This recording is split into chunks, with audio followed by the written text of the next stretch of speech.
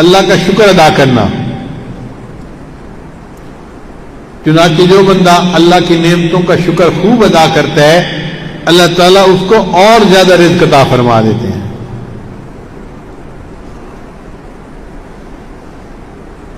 اور رزق کی 11ویں کنجی، یہ بڑی مزے کی بات ہے. نوجوان توجہ کے ساتھ سنیں. جو بندہ اپنے گھر واپس جائے اور اپنے گھر والوں کو مسکرا کر سلام کرے، جو بندہ اپنے گھر واپس جائے اور گھر والوں کو دیکھ کر مسکرائے اور سلام کرے، اللہ اس بندے کے رزق میں برکت عطا فرما دیتے ہیں. اور یہ کام شیطان مشکل بنا دیتا ہے، اس لیے گھر جاتے ہیں تو شکل بنی ہوئی ہوتی ہے. گھر والوں کے ساتھ محبت پیار سے بات نہیں کرتے، غصے سے بات کرتے ہیں. شیطان جانتا ہے کہ اس سے برکت آئے گی، لہذا اس کے چہرے پہ مسکراہٹ آنے ہی نہیں دیتے. سیدہ صدیقہ عنہا فرماتی ہیں کہ نبی اسلام جب بھی گھر میں تشریف لاتے تھے مسکراتے چہرے کے ساتھ آتے تھے اور ہمیشہ اہل خانہ کو سلام کیا کرتے تھے. آج گھر والوں کو سلام کرنا بھول جاتے ہیں، بیوی کو السلام علیکم نہیں کہتے.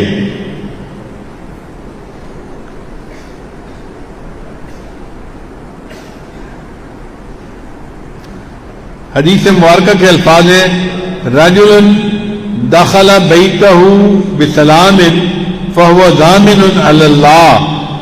جو بندہ گھر میں داخل ہو مسکرا کر اپنی بیوی بچوں کو سلام کرے، اس کا رزق پہنچانا اللہ کے ذمے ہو جاتا ہے.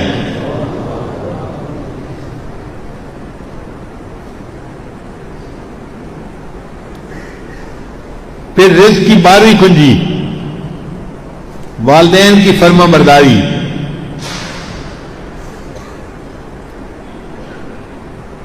حدیث مبارکہ میں ہے کہ 5 چیزوں سے اللہ تعالیٰ رزق میں برکت دے دیتے ہیں.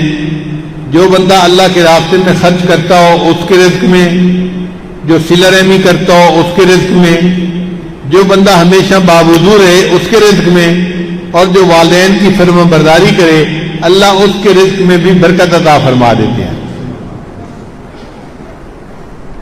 رزق کی 13ویں کنجی، ہمیشہ باوضو رہنا.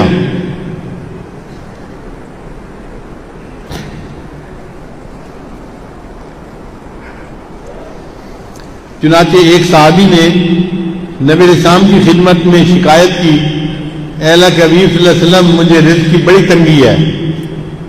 نبی اسلام نے جواب میں فرمایا دم علی الطہارتی، تم ہر وقت باوضو رہا کرو، یوسع علیک کا رزق، اللہ تمہارے رزق کو وسیع کر دیں گے. یہ عادت کی بات ہے. جیسے ہمیں بے وضو رہنے کی عادت ہے، آج نیت کرے کہ نہیں ہم ہر وقت باوضو رہیں گے. جب واش روم میں گئے تو وضو کر کے نکلے، نماز کا ٹائم ہے یا نہیں بس باوضو ہو جائیں، پھر وضو ٹوٹے پھر وضو کر لیں، پھر وضو ٹوٹے پھر وضو کر لیں. جو بندہ ہر وقت باوضو رہے گا اللہ اس کے رزق میں برکت عطا فرما دیں گے.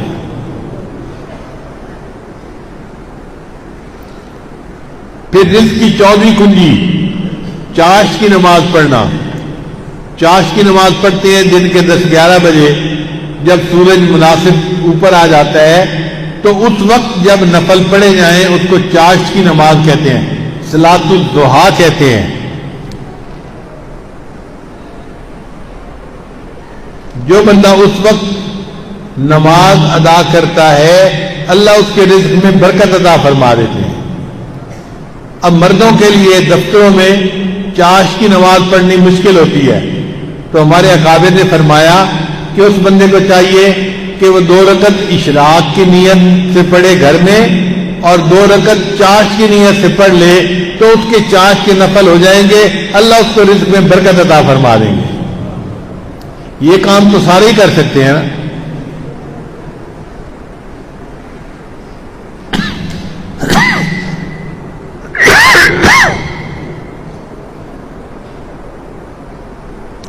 حدیث مبارکہ میں آتا ہے